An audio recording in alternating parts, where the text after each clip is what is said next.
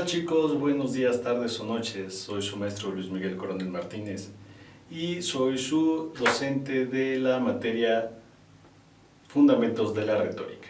El primer tema que vamos a ver en esta primera unidad va a ser la teoría de la argumentación jurídica.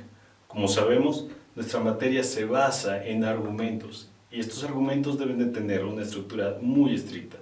De lo contrario, no cumplirán su razón de ser. Pues bien, en esta unidad lo que vamos a ver es qué es la argumentación jurídica. ¿Ok? Recordemos que nosotros como juristas lo que hacemos es tratar de interpretar no tan solo la realidad, sino de alguna u otra manera modificar el comportamiento del ser del sujeto. Por lo tanto, nuestra norma jurídica debe llevar ciertas estructuras. De lo contrario, podría ser que llegar a ser confusa y no cumplir con su objetivo, que de alguna u otra manera es regular el comportamiento del ser en sociedad. Pues bien, el segundo punto que veremos es cómo se clasifica, porque no hay solamente un tipo de argumento, hay varios, por lo menos 3, y eso lo vamos a ver un poquito más adelante que un Hub, dentro de esta unidad, claro. Existen 3, te puedo hablar por el momento de 2 para no confundirte. El primero es el argumento demostrativo. ¿Qué te señala este? Bueno, que todo lo que dices lo tienes que probar. Es decir, si dices es que aquel caballo es negro, es porque lo estás señalando, o en su caso, porque tiene las pruebas que es negro. Es decir, como dice el viejo adagio, cuando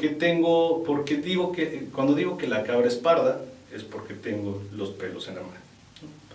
Otro tipo de argumento es el argumento empírico. En este tipo de argumento, su estructura es un tanto azarosa y dependerá prácticamente la credibilidad de este argumento, dependerá de qué tan buena sea la credibilidad de la persona que lo expone. Es decir, no es lo mismo que un científico venga y te diga el cielo es azul por que el aire sirve como espejo y por lo tanto toma ese color azulado, que venga un niño de 3 años y te diga el cielo es azul porque Dios es hombre. El segundo punto que veremos es cómo se compone la argumentación. Recordemos que son ideas, recordemos que son mensajes y por lo tanto debe de tener una estructura. De lo contrario, podríamos decir que no cumpliría con su razón de ser nuestra norma jurídica. Por el otro lado, veremos historia. Esto de la argumentación jurídica no se expone, no es de apenas, no es de hace 100 años, sino de hace cientos de años. El primer exponente que habla sobre la argumentación jurídica es Aristóteles.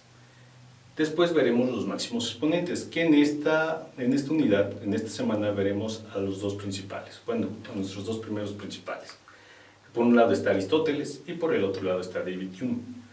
Aristóteles, los puntos que tiene, él señala que toda argumentación debe de tener cierta lógica, es decir, cierta estructura, es decir, cierto orden. Después él habla sobre la retórica. La retórica para Aristóteles es el arte de hablar y convencer. Es decir, con nuestra idea vamos a tratar de convencer de que es verdadera. Y obviamente el argumento, que es el último punto que veremos con Aristóteles, es esta idea, cómo la podemos armar y qué estructura tiene que tener para que por medio de la retórica y de la lógica podamos convencer y sobre todo que nuestro argumento sea verídico.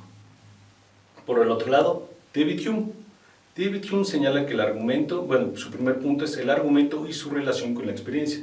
Para David Hume es muy importante la experiencia, ya que sin esta no puede haber un argumento válido. Puede haber argumentos, pero no válidos. ¿Ok? Después David Hume señala, con David Hume veremos la clasificación del argumento. Como ya se los adelanté, por el momento son 2. Más adelante veremos que hay un tercero. Y por último, bueno, David Hume señala la importancia y el rescate del argumento, ya que durante esta época entre Aristóteles y David Hume se vicia un poco este término, se olvida y simplemente se toma como parte de la retórica, no como un objeto aparte, sino como un objeto que pertenece a la retórica.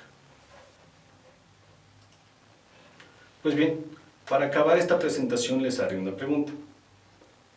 La credibilidad no es un punto a tomar dentro de qué tipo de argumentación. Argumentación empírica, argumentación de probabilidad o argumentación demostrativa. Pues bien, espero que esta introducción haya sido de tu agrado. Por tu atención y dedicación, muchas gracias.